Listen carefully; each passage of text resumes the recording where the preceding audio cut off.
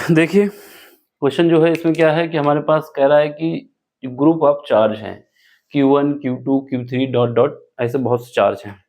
इसके बाद ये कंडीशन बताई गई है जो ये चार्ज हैं इन चार्ज का अगर सम कर दिया जाए तो कभी भी जीरो नहीं होगा, डज नॉट जीरो। ठीक, अब आपको ये बताना है ये हमारे पास then equipotential a large distance, मतलब अगर इक्विपोटेंशियल है लार्ज डिस्टेंस पर तो आपको ये बताना है इनका जो शेप बन के आएगा कैसा होगा।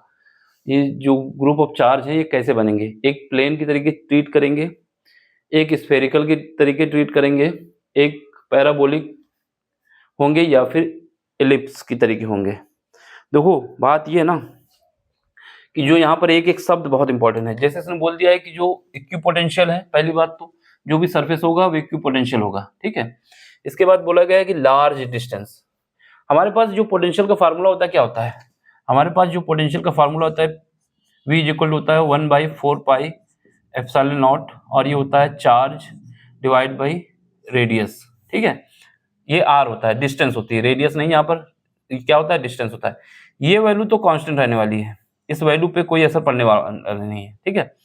अब इसके बाद क्या है, जो हमारे पास पोटेंशियल है वो क्या हो जाएगा, इसको हम K मान लेते हैं और ये Q/R हो जाएगा, ठीक है।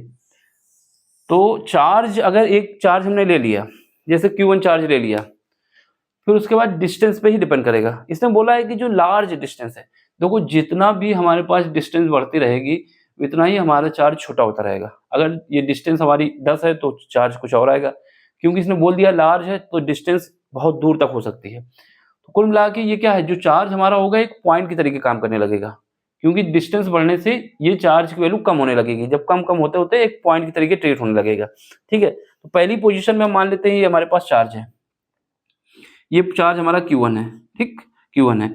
अब ये हमारा, क्योंकि ये डिस्टेंस बढ़ती जा रही है, अब मान लेते हैं बढ़ते बढ़ते डिस्टेंस हमारे पास यहाँ आ गई। डिस्टेंस थोड़ा और नीचे बना लें जिससे और भी डायग्राम बना सकें। ये हमारे पास पॉइंट चार्ज Q1 है, ठीक है। इसके बाद ये डिस्टेंस आपको देखने में बोर्ड में छोटी लग रही है, लेकिन डिस्टेंस 1000, 2000, 3000, 4000 किलोमीटर दूर है ना, बहुत बड़ी डिस्टेंस है। तो ये चार्ज हमारा पॉइंट की तरीके ट्रीट होने लगेगा। अब इसने बोला है कि हमें जो डिस्टेंस रखना है इक्वी डिस्टेंस रखनी है, यानी यहाँ से पहुंचे, फिर उसके बाद ये डिस्टेंस हमारी यहाँ पर पहुंच गई, ठीक है। इसके बाद ये पॉइंट पे यहाँ आ गए, ये भी डिस्टेंस ये आ गई, ये डिस्टेंस चेंज होने वाली नहीं है ना, लार्ज डिस्टेंस पे। फिर यहाँ पे आ गए तो यहाँ पर भी हमारे पास आर हो गई, फिर यहाँ पर भी आ गए तो यहाँ पर भी आर हो गई। तो ये घूमते घूमते क्या हो जाएगा, एक सर्किल बना लेगा। तो ये पहले चार्ज के लिए हो जाएगा, ठीक।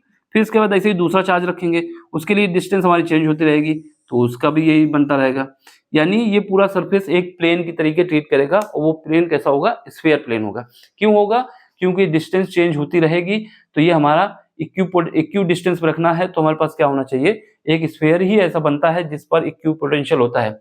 अगर पैराबोला बनेगा तो इक्यू डिस्टेंस नहीं होगी, एलिप्स बनेगा तब भी नहीं होगा, प्लेन होगा तब भी नहीं होगा। एक सर्किल ही ऐसा है जो सेम डिस्टेंस रखेगा। तो ऑप्शन हमारा क्या आएगा, स्फेरिकल पाथ।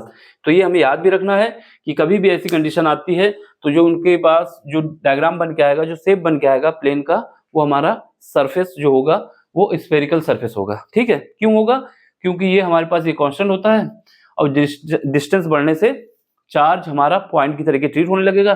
तो एक पॉइंट की डिस्टेंस हमारे पास यहाँ से यहाँ तक, ये पॉइंट एक ये Q1 हुआ, इसके बाद Q2 रखेंगे, Q3 रखेंगे, तो सबका स्फीयर अलग अलग बनता रहेगा।